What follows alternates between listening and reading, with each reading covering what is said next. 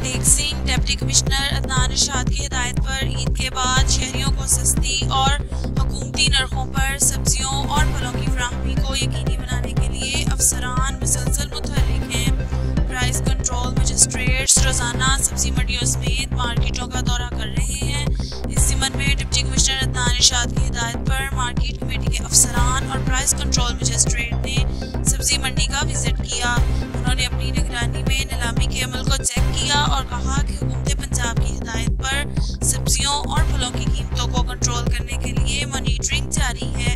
सब्जी मंडी में बाकायदगी से नीलामी के अमल को चेक किया जा रहा है। सब्जियों और फलों की कीमतों को इत्तदाल पर रखना अवलीन तरजीह है, जिसके लिए हर मुमकिन इक़दाम उठाए जा रहे हैं। उन्होंने मज़ीद कहा कि सब्जी और फलों की तलब और रसद पर कड़ी नज़र रखी जा रही है। सब्जियों और फलों की कीमतों को कंट्रोल करने के लिए डिमांड्स और सप्लाई में तवाज़ुन कायम रखना इंतहाई ज़रूरी है।